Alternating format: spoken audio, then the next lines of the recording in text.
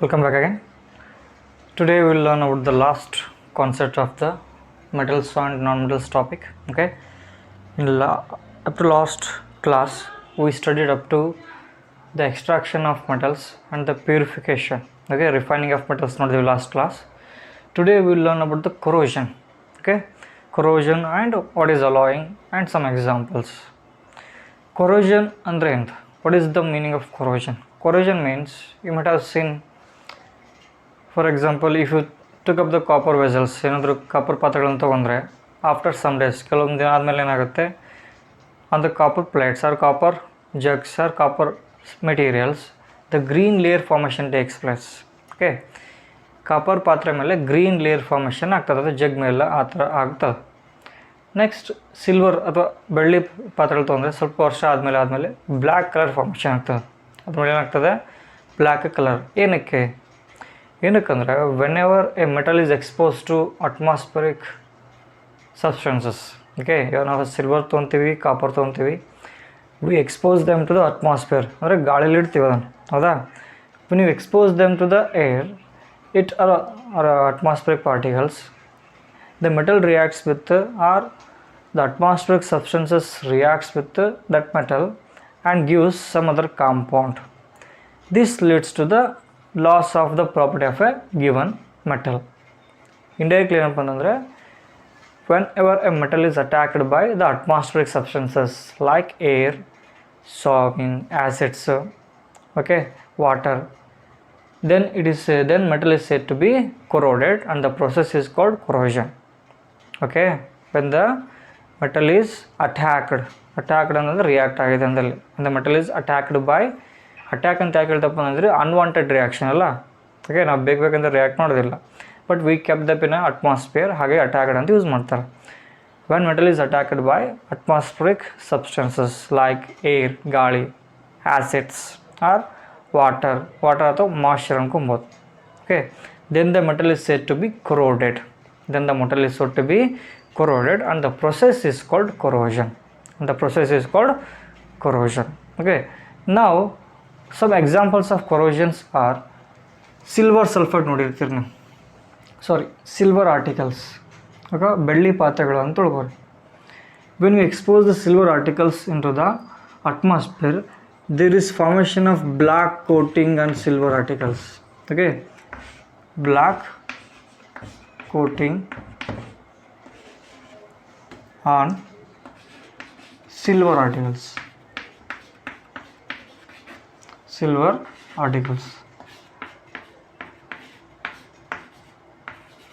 Okay, black coating ಅಂತ ಕಪ್ಪು ಬಣ್ಣದ್ದು ಒಂದು ಕಲರ್ ಫಾರ್ಮೇಷನ್ ಆಗುತ್ತೆ, ಕೋಟ್ ಫಾರ್ಮೇಷನ್ ಆಗುತ್ತೆ ಅದ್ರ ಮೇಲೆ, ಬೆಳ್ಳಿ ಪಾತ್ರೆಗಳು ಅಥವಾ ಬೆಳ್ಳಿ ಸಿಲ್ವರ್ ಆರ್ಟಿಕಲ್ಸ್ ಮೇಲೆ. ಏನಕ್ಕಪ್ಪ ಅಂತಂದರೆ, whenever silver means AG means right, AG. When you keep the silver articles in the presence of atmosphere, it may react with atmospheric substances.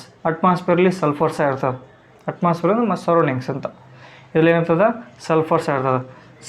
Sulphur ಕೂಡ ರಿಯಾಕ್ಟ್ ಆಗಿ ಏನಾಗುತ್ತಪ್ಪ ಅಂತಂದರೆ ಸಿಲ್ವರ್ ಸಲ್ಫೇಟ್ ಫಾರ್ಮೇಷನ್ ಆಗ್ತದೆ. Silver sulphate. ಈ silver sulphate formation ಆಗೋದು black colour ಇರ್ತದೆ. ಏನಿರ್ತದೆ, black colour. ಅಂದರೆ the substance which is responsible for the black coating on silver articles. Okay, the substance responsible for the black coating on silver articles is silver sulfide. ಅದೇ ಥರ green coating on copper ಅಂತ ಬರ್ತದೆ. Green coating on copper articles. Green coating on copper articles. ನೀವು ನೋಡಿರ್ತೀರಿ, copper ಇದೆಯಲ್ಲ, copper ಅಥವಾ ನೀವು ನೀರು ಕಾಸೋ ಪಾತ್ರೆ ಅಥವಾ ನೀರು ಕುಡಿಯೋ ಜಗ್ ಅಥವಾ ಬಾಟಲ್ ತೊಗೊಂಡ್ರೆ ಆಫ್ಟರ್ ಸಮ್ ಡೇಸ್ ಏನಾಗ್ತದೆ, ಗ್ರೀನ್ ಫಾರ್ಮೇಷನ್ ಆಗ್ತದೆ. ಫಾರ್ ಎಕ್ಸಾಂಪಲ್ ನಿಮಗೆ ಪಿಕ್ಚರ್ ತೋರಿಸ್ತೇನೆ, ನಿಮಗೆ ಈ ಥರ ಆಗುತ್ತೆ. ಹಾಗೆ ಗ್ರೀನ್ ಆಗುತ್ತೆ. ಏನಕ್ಕಪ್ಪ ಅಂದರೆ, ಕಾಪರ್ ಇದೆಯಲ್ಲ, ಅಟ್ಮಾಸ್ಫಿಯರಲ್ಲಿ ಕಾರ್ಬನ್ ಡೈಆಕ್ಸೈಡ್ ಇರ್ತದೆ, ಆಕ್ಸಿಜನ್ ಇರ್ತದೆ, ಮಾಯ್ಶ್ಚರ್ ಇರ್ತದೆ, ಹೌದಾ?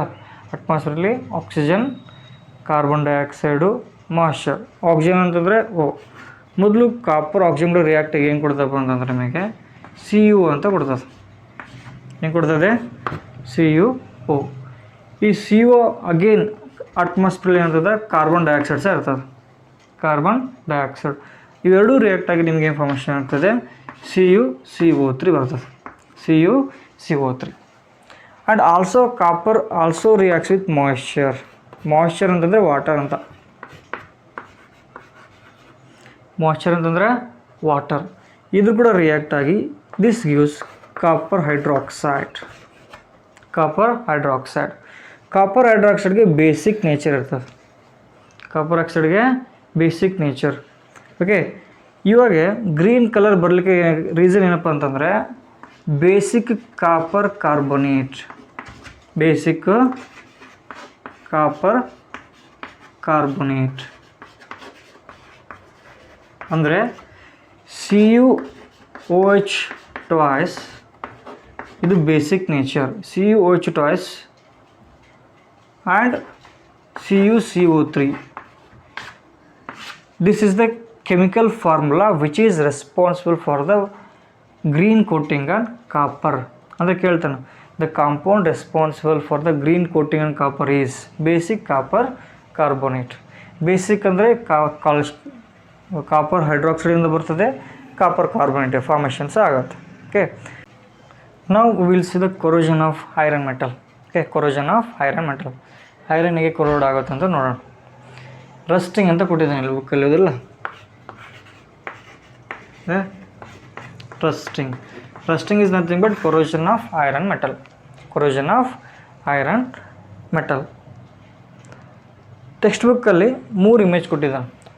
3 ಇಮೇಜಲ್ಲಿ ಒಂದು 3 ಕೊನಿಕಲ್ ಒಂದು ಟೆಸ್ಟ್ ಟ್ಯೂಬ್ ಇದೆ. 3 ಟೆಸ್ಟ್ ಟ್ಯೂಬಲ್ಲಿ ಒಂದರಲ್ಲಿ ಐರನ್ ನೇಲ್ ಇಟ್ಟಿದ್ದಾನೆ. Only iron nail. Iron nail plus oxygen ಇರ್ತದೆ. ಒಂದು test tube contains iron nail. Okay, ಹಾಗೆ ಇಟ್ಟಿದ್ದಾನೆ. ಇನ್ನೊಂದು ಟೆಸ್ಟ್ ಟ್ಯೂಬಲ್ಲಿ ಐರನ್ ನೇಲ್ ಅಥವಾ ಮಳೆ ಇದೆ, ಕಂಪ್ಲೀಟಾಗಿ ನೀರು ಫಿಲ್ ಮಾಡಿದ್ದಾನೆ. ಮಳೆ ನೀರಲ್ಲಿ ಮುಳುಗ್ತದೆ. Right. Iron nail is completely dipped in water. Okay, first test tube ಅಂತ ತಿಳ್ಕೊಳ್ಳಿ, only iron nail. Second test ಟ್ಯೂಬಲ್ಲಿ iron nail is completely filled in water. And the third test ಟ್ಯೂಬಲ್ಲಿ half of the iron nail is immersed in water, half of the iron nail is exposed to air. Okay, ಮೇಲ್ಗಡೆ ಏನೂ ಇಲ್ಲಪ್ಪ ಅಂತಂದರೆ oxygen ಇರಲೇಬೇಕಲ್ಲ. ಈ 3 ತೊಗೊಂಡು example ತೊಗೊಂಡೇನೆ. In which of these 3 cases the corrosion or rusting happens quickly? ಈ 3 ಕೇಸಲ್ಲಿ ರಸ್ಟಿಂಗ್ ತುಕ್ಕೆಲ್ಲಿ ಜಲ್ದಿ ಹಿಡಿತದೆ? ಮೂರನೇ ಕೇಸಲ್ಲಿ ಏನಿದೆ, ಮಳೆ. When iron nail is expose to air, ಅರ್ಧ ಪಾರ್ಟ್ ಏರಲ್ಲಿದೆ, ಅರ್ಧ ಪಾರ್ಟು ನೀರಲ್ಲಿದೆ. In that case iron nail is rusted very quickly. ಏನಕ್ಕಪ್ಪ ಅಂತಂದರೆ ರಸ್ಟಿಂಗ್ ಅಂತಂದರೆ formation of hydrated ferric oxide. Rusting ಅಥವಾ ರಸ್ಟ್ ಕೆಮಿಕಲ್ ಫಾರ್ಮುಲಾ ಏನಪ್ಪ ಅಂತಂದರೆ ಹೈಡ್ರೇಟೆಡ್ ಅನ್ನೋದ್ರಲ್ಲಿ ವಾಟರ್ ಇರಬೇಕಂತ. Hydrated ferric oxide. ಇದಕ್ಕೆ ರಸ್ಟ್ ಅಂತೀವಿ. ರಸ್ಟ್ ಅಂದರೆ ತುಕ್ಕು ಹಿಡಿಬೇಕಪ್ಪ ಅಂದ್ರೆ ನಮಗೆ ನೀರು ಬೇಕು, ವಾಟ್ರು ಬೇಕು. ಬರೀ ವಾಟರ್ ಇದ್ರೂ ಸಹ ತುಕ್ಕು ಸರಿಯಾಗಿ ಆಗೋದಿಲ್ಲ, ಬರೀ ಏರ್ ಇದ್ರೂ ಸಹ ಏನಾಗೋದಿಲ್ಲ, ತುಕ್ಕು ಸರಿಯಾಗಿ ಆಗೋದಿಲ್ಲ. ಹಾಗೆ ನೀವು ನೋಡ್ಬೋದು, if you keep the iron articles in the time of rainy season ತೊಗೊಂಡ್ರೆ ಅವಾಗ ಮಳೆನೂ ಭಾಳ, ಮಾಯ್ಶ್ಚರ್ ಭಾಳ ಇರ್ತದೆ ಆ್ಯಂಡ್ ಏರ್ ಸಹ ಸಿಗ್ತದೆ. ಅಲ್ಲಿ ತುಕ್ಕು ಭಾಳ ಹಿಡಿತದೆ. ಅದೇ ಸಮ್ಮರಲ್ಲಿ ತೊಗೊಳ್ಳಿ, ತುಕ್ಕು ಭಾಳ ಹಿಡಿತದೆ ಇಲ್ಲ, ಕಡಿಮೆ. ಅಲ್ಲಿ ಯಾಕಪ್ಪ ಅಂದರೆ ಮಾಯ್ಶ್ಚರ್ ಕಡಿಮೆ. ವಿಂಟರಲ್ಲೂ ಹಾಗೆ. ಓಕೆನಾ? When there is enough water as well as oxygen, then there is a good rusting process ಅಂತ. Good rusting process. Rust chemical form ಅಪ್ಪ ಅಂದರೆ Fe3O4.NH2O. ಏನಂತಂದರೆ ನಂಬರ್ ಆಫ್ ವಾಟರ್ ಮಾಲಿಕ್ಯೂಲ್ಸ್. 1 ಇದ್ದರೆ H2 ಅಂತ ಬರ್ತೀನಿ, 2 ಇದ್ದರೆ 2H2O. ಅದು ಡಿಪೆಂಡ್ಸ್ ಅಪಾನ್ ಮಾಯ್ಶ್ಚರ್ ಜಾಸ್ತಿ ಇದ್ದಂಗೆಲ್ಲ ಇಲ್ಲಿ ಏನು ವ್ಯಾಲ್ಯೂ ಇನ್ಕ್ರೀಸ್ ಹಾಕ್ಯಂತ ಹೋಗ್ತದೆ. ಮಾಯ್ಶ್ಚರ್ ಕಡಿಮೆ ಇದ್ದರೆ ಏನು ವ್ಯಾಲ್ಯೂ ಕಡಿಮೆ ಇರ್ತದೆ ಅಷ್ಟೇ. Okay, hydrated ferric oxide is nothing but rust. ಇದೆಲ್ಲ ನೋಡಿದ್ದೀವಿ ನಾವು. Corrosion example, copper green coating formation ಆಗ್ತದೆ, ಸಿಲ್ವರ್ ಮೇಲೆ ಬ್ಲ್ಯಾಕ್ ಆಗ್ತದೆ, ಐರನ್ ಮೇಲೆ ಈ ಥರ ಬ್ರೌನ್ ಕಲರ್ ಫಾರ್ಮೇಷನ್ ರಸ್ಟ್ ಆಗುತ್ತೆ. ಈ ಥರ ಆಗೋದು ಏನಾಗುತ್ತಪ್ಪ ಅಂದರೆ the given metal loses its property, ಅದಿಲ್ಲ ಆ ಮೆಟಲ್ ಪ್ರಾಪರ್ಟಿ ಏನಾದ್ರೆ ಲಾಸ್ ಆಗುತ್ತೆ. In order to prevent this what you need to do, ಇದನ್ನು ಪ್ರಿವೆಂಟ್ ಮಾಡೋಕೆ ಬಂದರೆ ನಾವೇನು ಮಾಡಬೇಕು? ಇದರಲ್ಲಿ ಡಿಫ್ರೆಂಟ್ ಪ್ರೊಸೆಸ್ ಅದ. ಒಂದು ಪೇಂಟಿಂಗ್ ಮಾಡ್ಬೋದು, ಏನೋ ಪೇಂಟಿಂಗ್. ನೀವು ನೋಡಿರ್ತೀರಿ ನಿಮ್ಮ ಸ್ಕೂಲಲ್ಲಿ ಪೇಂಟ್ ಮಾಡಿರ್ತಾರೆ, ಬೆಂಚಸ್ ಇರ್ತವೆ, on the bench we paint the benches. Okay, ಮನೆಯಲ್ಲೂ ಹಾಗೆ ಗೇಟ್ ಇದ್ದರೆ ಪೇಂಟ್ ಹೊಡಿತಾರೆ. When you paint the iron articles, iron ಮೇಲೆ ಏನಾದರೂ ಪೇಂಟ್ ಮಾಡಿದರೆ ಏನಾಗುತ್ತಪ್ಪ ಅಂದರೆ ಆ ಪೇಂಟು ಅಟ್ಮಾಸ್ಫಿಯರ್ಗೆ ಎಕ್ಸ್ಪೋಸ್ ಆಗುತ್ತೆ, ರೈಟ್? ಒಳಗಿರೋ ಐರನ್ ಎಕ್ಸ್ಪೋಸ್ ಆಗುತ್ತಾ? ಆಗೋದಿಲ್ಲ. ಅಂದರೆ ಮೊದಲು ಪೇಂಟ್ ಏನಿದೆ ಎಕ್ಸ್ಪೋಸ್ ಆಗೋದ್ರಿಂದ ಪೇಂಟ್ ರಿಯಾಕ್ಟ್ ಆಗೋದಿಲ್ಲ ಅಟ್ಮಾಸ್ಫಿಯರ್ ಕೂಡ. ಆ ಪೇಂಟ್ ಹೋಗೋವರೆಗೂ ಏನಾಗುತ್ತೆ, ದ ಇನ್ಸೈಡ್ ಐರನ್ ಆರ್ಟಿಕಲ್ಸ್ ಏನಾಗೋದಿಲ್ಲ, ಇಟ್ ಡಸಂಟ್ ಕೊರೋಡ್ ಅಂತ. ಇಟ್ ಡಸಂಟ್ ಕೊರೋಡ್ ಅಂದರೆ by painting we can prevent corrosion or we can prevent rusting. ಇಲ್ಲಪ್ಪ ಅಂತಂದರೆ ಗ್ರೀಸಿಂಗ್. ಇಲ್ಲಪ್ಪ ಅಂತಂದರೆ ಗ್ರೀಸಿಂಗ್. ನೀವು ನೋಡಿರ್ತೀರಿ the body parts of automobile vehicles ಏನು ನಟ್ಟು ಬೋಲ್ಟ್ ನೋಡಿರ್ತಾರಲ್ಲ, ಅದಕ್ಕೆಲ್ಲ ಗ್ರೀಸ್ ಹಚ್ಚಿ ಫಿಟ್ ಮಾಡ್ತಾರೆ. ಏನಕ್ಕೆ ಬಂದರೆ ಗ್ರೀಸ್ ಹಚ್ಚೋದ್ರಿಂದ ಏನಾಗುತ್ತೆ, ಆ ಗ್ರೀಸ್ ಮೇಲ್ಗಡೆ ಲೇಯರ್ ಫಾರ್ಮೇಷನ್ ಆಗುತ್ತಾ, ಒಳಗಡೆ ಏನಾಗೋದಿಲ್ಲ, ವಾಟರ್ ಆಗಲಿ ಆಕ್ಸಿಜನ್ ಆಗಲಿ ಹೋಗ್ಲಾರ್ದಂಗೆ ತಡೀತದೆ. ಓಕೆ, ಅಂದರೆ ಇಟ್ ಪ್ರಿವೆಂಟ್ಸ್. ಆ ಗ್ರೀಸ್ ಲೇಯರ್ ಏನಾಗ್ತದೆ, it acts as a barrier. ಹೌದಾ? ಇಲ್ಲಿ ಮೇಲ್ಗಡೆ ಗ್ರೀಸ್ ಹಚ್ಚಿದ್ರೆ ಕೆಳಗಡೆ ಹೋಗೋದಿಲ್ಲ ಅಂತ. ಅಂದರೆ ಬೈ ಗ್ರೀಸಿಂಗ್ಸ್ ಏನು ಮಾಡೋದು ನಾವು, we can prevent the corrosion. Next ಏನು ಬರ್ತದೆ, ಗ್ಯಾಲ್ವನೈಸೇಷನ್ ಅಂತ ಬರ್ತದೆ. ಏನು ಬರ್ತದೆ? ಗ್ಯಾಲ್ವನೈಸೇಷನ್. ಗ್ಯಾಲ್ವನೈಸೇಷನ್ ಅಂತಂತಂದರೆ the process of coating of zinc on iron articles or iron metal. Iron metal ಮೇಲೆ ಜಿಂಕ್ನ ಕೋಟ್ ಮಾಡೋದಕ್ಕೆ ಏನು ಮಾಡ್ತಾರೆ ಆ್ಯಕ್ಚುಲಿ, ಅದಕ್ಕೆ ಗ್ಯಾಲ್ವನೈಸೇಷನ್ ಅಂತಾರೆ. ಜಿಂಕ್ ಕೋಟ್ ಮಾಡೋದಂದರೆ ಜಿಂಕ್ ಪೇಂಟ್ ಆಗಲಿ ಈ ಥರ ಸಿಗೋದಿಲ್ಲ. ಆ ಜಿಂಕ್ ಕೋಟ್ ಮಾಡ್ಬೇಕಂದ್ರೆ we need to carry the process electrolysis. Okay, electrolysis process ಮೇಲೆ ಐರನ್ ಮೆಟಲ್ನ ತೊಗೊಂಡು ಜಿಂಕ್ನ ಕೋಟ್ ಮಾಡ್ತಾರೆ. ಜಿಂಕ್ ಮೆಟಲ್ ಏನು ಮಾಡ್ತಾರೆ, ಕೋಟ್ ಮಾಡ್ತಾರೆ. ಅದಕ್ಕೆ ಗ್ಯಾಲ್ವನೈಸೇಷನ್ ಅಂತಾರೆ. Okay, the process of coating ಅಂದರೆ ಬಳಿಯೋದಂತ. The process of electro coating ಅನ್ಬೋದನ್ನು. The process of coating of zinc metal. Okay, zinc metal on iron metal is called galvanisation. Zinc ಅದ್ರ ಮೇಲೆ ಏನಾದರೂ ಫಾರ್ಮೇಷನ್ ಮಾಡಿದ್ರೆ ನಿಮ್ಗೆ ಗೊತ್ತು, ಮೊದಲು ಹೇಳಿದ್ದನ್ನು. ಇದು ಒಂದು 5-6 ಮೆಟಲ್ ಅಂದ್ರೂ ಕೂಡ ಇದ್ರ ಮೇಲೆ ಜಿಂಕ್ ಕೋಟ್ ಮಾಡಿದರೆ ಮೊದಲು ಜಿಂಕ್ ರಿಯಾಕ್ಟ್ ಆಗ್ತದೆ. ಹೌದಾ? When zinc reacts with atmosphere it forms zinc oxide. Zinc oxide formation ಆಗಿದ್ದು ಸ್ಟೇಬಲ್ ಇರ್ತದೆ. ಸ್ಟೇಬಲ್ ಅಂದರೆ ಫರ್ದರ್ ಆಗಿ ರಿಯಾಕ್ಟ್ ಆಗೋದಿಲ್ಲ ಅಂತ. ಅಂದರೆ ಫಾರ್ ಎಕ್ಸಾಂಪಲ್ ಇದೊಂದು ಮೆಟಲ್ ಇದೆ, ಇದ್ರ ಮೇಲೆ ಜಿಂಕ್ ಕೋಟ್ ಮಾಡ್ತೀನಪ್ಪ ಅಂದರೆ ಜಿಂಕ್ ಆಕ್ಸೈಡ್ ಆಗುತ್ತಾ ಫಸ್ಟು. ಆ ಜಿಂಕ್ ಆಕ್ಸೈಡ್ ಆಗಿದ್ದು ಸ್ಟೇಬಲ್ ಆಗ್ತದೆ. ಏನಾಗ್ತದೆ, ಸ್ಟೇಬಲ್ ಆಗಿ ಒಳಗಡೆ ಐರನ್ ಆರ್ಟಿಕಲ್ ಕೂಡ ರಿಯಾಕ್ಟ್ ಆಗ್ಲಾರ್ದಂಗೆ ನೋಡ್ಕೊತದೆ. ಅಂದರೆ it prevents from further oxidation of a given metal or inside metal. Okay, ಈ ಥರ ಏನಾಗುತ್ತೆ, ಪ್ರಿವೆಂಟ್ ಮಾಡ್ತದೆ. ಗ್ಯಾಲ್ವನೈಸೇಷನ್ಸ್ ಏನಾಗ್ತದೆ, we can prevent the rusting of iron. ಗ್ರೀಸಿಂಗಿಂದು ರಸ್ಟಿಂಗ್ ಆಫ್ ಐರನ್ನ ಇದು ಮಾಡೋದು, ಪೇಂಟಿಂಗಿಂದು ರಸ್ಟಿಂಗ್ ಆಫ್ ಐರನ್ ಇದು ಮಾಡೋದು. ನೆಕ್ಸ್ಟ್ ಇನ್ನೊಂದು ಇಂಪಾರ್ಟೆಂಟ್ ಏನಪ್ಪ ಅಂದರೆ ಅಲಾಯಿಂಗ್ ಅಂತ ಬರ್ತದೆ. ಏನು ಅಲಾಯ್ ಮಾಡೋದ್ರಿಂದನೂ ಸಹ ಏನಾಗುತ್ತೆ, ನಾವು we can prevent the corrosion. Okay, first what is alloy?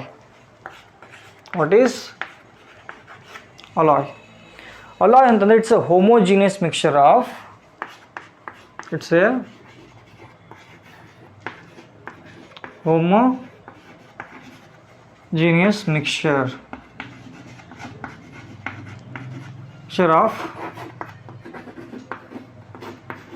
metals or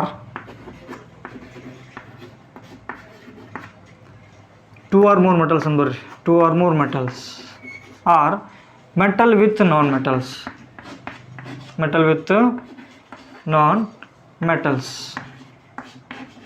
Okay, homogeneous ಅಂತಂದರೆ if you take the composition in any part of the given part or given compound, the mixture will be same.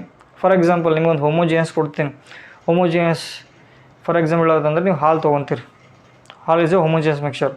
ಹಾಲು ಯಾವ್ದು ಪಾತ್ರೆಲಿ ಯಾವುದೇ ಪಾರ್ಟಿಂದ ತೊಗೊಂಡ್ರೆ ಏನಾಗ್ತದೆ, the milk particle same ಇರ್ತಾವೆ. ಇಲ್ಲಿ ಒಂದು ಕಡೆ ಸೇಮ್ ಇದೆ, ಇನ್ನೊಂದು ಕಡೆ ಇರ್ತದೆ, ಸೇಮ್ ಇರ್ತದೆ, ರೈಟ್? ಅದೇ ಥರ ಅಷ್ಟೇ. ಇಫ್ ಯು ಕನ್ಸಿಡರ್ ಅಲಾಯ್ ಅಂದರೆ ಬ್ರಾಂಚ್ ತೊಗೊಳ್ಳಿ, ಕಂಚ್ ತೊಗೊಳ್ಳಿ. Branch is an example of alloy. ಅಲ್ಲಿ ತೊಗೊಂಡ್ರೆ ಅಲ್ಲಿ ಯಾವುದೇ ಪಾರ್ಟಲ್ಲಿ ನೀವು ತೊಗೊಂಡ್ರೆ ಆಗುತ್ತೆ, ದ ಕಾಂಪೋಸಿಷನ್ ಏನಿರ್ತದೆ ಸೇಮ್ ಇರ್ತದೆ. ದ ಕಾಂಪೋಸಿಷನ್ ಇರ್ತದೆ same. Okay, it's a homogeneous mixture of 2 or more metals. Okay, 2 or more metal combine ಆಗಿ ಅಲಾಯ್ ಕೊಡ್ಬೋದು, ಇಲ್ಲಪ್ಪ ಅಂದರೆ metal with non metal, metal plus non metal combine ಆಗೋ ಸೈನ್ ಮಾಡ್ಬೋದು, alloy ಕೊಡ್ಬೋದು. Okay, it's a homogeneous mixture of metals, 2 or more metals. Metal combine ಆಗಿ allowing ಕೊಡ್ತದೆ, ಇಲ್ಲಪ್ಪ ಅಂದರೆ ಮೆಟಲ್ ನಾನ್ ಮೆಟಲ್ ಕೂಡ ಸಹ ಕಂಬೈನ್ ಆಗಿ ಅಲಾಯಿಂಗ್ ಕೊಡ್ತದೆ. ಫಾರ್ ಎಕ್ಸಾಂಪಲ್ ಏನಪ್ಪ ಅಂದರೆ steel. Steel is a alloy of iron plus carbon. Iron plus carbon. Okay, ಇದು ಮೆಟಲ್, ಇದು ನಾನ್ ಮೆಟಲ್. ಅಂದರೆ alloy may be combination of metals, alloy may be combination of metal with non metal ಅಂತ. ಇನ್ನೊಂದು example ಕೊಡ್ತೀನಿ, stainless steel ಅಂತ. Stainless steel is a alloy of iron plus chromium plus nickel. Stainless steel ಎಂಬ ಮಳೆಯಲ್ಲಿ use ಮಾಡ್ತಿರಲ್ಲ ಪಾತ್ರೆಗಳು, stainless steel ಪಾತ್ರೆಗಳೆಲ್ಲವು. Okay, ಇದು it's an alloy of iron, ಅದರಲ್ಲಿ ಕ್ರೋಮಿಯಂ ಇರ್ತದೆ, ನಿಕಲ್ ಇರ್ತದೆ. ಓಕೆ, ಇವೆಲ್ಲ ಮೆಟಲ್ಸ್. ಇದು ಮೆಟಲ್ ವಿತ್ ನಾನ್ ಮೆಟಲ್, ಅಂದರೆ ಮೆಟಲಲ್ಲೂ ಸಹ ಬರೀ ಮೆಟಲ್ ಕಾಂಬಿನೇಷನ್ ಆದರೂ ಅಲಾಯ್ ಆಗುತ್ತೆ, ಮೆಟಲ್ ಪ್ಲಸ್ ನಾನ್ ಮೆಟಲ್ ಆದರೂ ಸಹ ಅಲಾಯ್ ಆಗುತ್ತೆ. ಓಕೆ, ಈ ಥರ ಎಕ್ಸಾಂಪಲ್ಸ್. ಇನ್ನೊಂದು ಏನಪ್ಪ ಅಂತಂದರೆ ಅಲಾಯ್ ಸ್ಪೆಷಾಲಿಟಿ ಏನಪ್ಪ ಅಂದರೆ alloys have different properties than constituent metals which are the part of a alloy. ಅಂದರೆ ಫಾರ್ ಎಕ್ಸಾಂಪಲ್ ಬರೀ ಐರನ್ ಇದೆ ನಿಮ್ಮ ಹತ್ರ, ಬರೀ ಐರನ್ ಅಂದರೆ ಐರನ್ ಮೆಟಲ್ ಮ್ಯಾಗ್ನೆಟಿಕ್ ಅಂತ ತೊಗೊಂಡಿದ್ರಿ, ಎಕ್ಸ್ಟ್ರಾಕ್ಟ್ ಮಾಡಿದ್ರಿ ಆ್ಯಂಡ್ ರಿಫೈನ್ ಮಾಡಿದ್ರಿ. Only iron metal is very soft. ಏನಿರ್ತದ? ಸಾಫ್ಟ್. ಐರನ್ ಮೆಟಲ್ ಏನಿರ್ತದ? ಸಾಫ್ಟ್ ಇರ್ತದೆ, ಮೆತ್ತಗೆ ಇರ್ತದೆ. ಸಾಫ್ಟಿಂದ ಮನೆ ಕಟ್ಬೋದಾ? ಆಗುತ್ತೆ? ಆಗೋದಿಲ್ಲ. But when iron is mixed with carbon, ಇದಕ್ಕೇನಾಗುತ್ತೆ? ಹಾರ್ಡ್ ನೇಚರ್ ಬರ್ತದೆ. ಏನು ಬರ್ತದೆ? ಹಾರ್ಡ್, ಭಾಳ ಗಟ್ಟಿ ಆಗುತ್ತಾ, ಸ್ಟ್ರಾಂಗ್ ಆಗುತ್ತಾ, ಸ್ಟ್ರೆಂತ್ ಹೆಚ್ಚಾಗುತ್ತಾ. ಓಕೆ, ಸಾಫ್ಟ್ ಇದ್ದಿದ್ದು ಹಾರ್ಡ್ ಆಗುತ್ತೆ. ಅಂದರೆ constituent metals, if you consider the only a given metal, iron ತೊಗೊಂಡ್ರೆ ಮೆಟಲ್ ತೊಗೊಂಡ್ರೆ ಸಾಫ್ಟ್, ಐರನ್ ಪ್ಲಸ್ ಕಾರ್ಬನ್ ಎರಡು ಮಿಕ್ಸ್ ಮಾಡಿದ್ರೆ ನೇಚರ್ ಏನಾಗ್ತದೆ? ಹಾರ್ಡ್. ಅಂದರೆ constituent metals have different properties and alloys have different properties ಅಂತ. Okay, similarly if you considered only iron, ಬೇರೆ iron ತೊಗೊಳ್ಳಿ. Okay, ಐರನ್ನು ಹೊರಗಡೆ ಇಟ್ಟೇನಾಗುತ್ತೆ? ತುಕ್ಕು ಹಿಡಿತದೆ, it undergoes rusting. But when iron is mixed with chromium or nickel, it form stainless steel. Stainless steel ನಮ್ಮ ಮನೇಲಿ ಪಾತ್ರೆಗಳಿರ್ತಾವೆ, ಗಂಗಾಳ ಅಂತೀವಿ, ಹೌದಾ?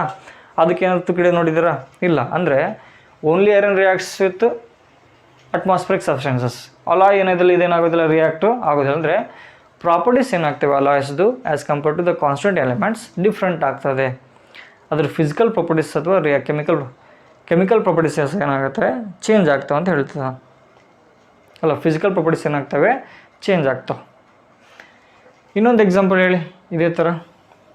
ಫಾರ್ ಎಕ್ಸಾಂಪಲ್ ಬ್ರಾಸ್ ಅದ. ಏನು? Brass is an alloy of copper plus zinc. Copper ತೊಗೊಂಡ್ರೆ it's a good conductor of electricity.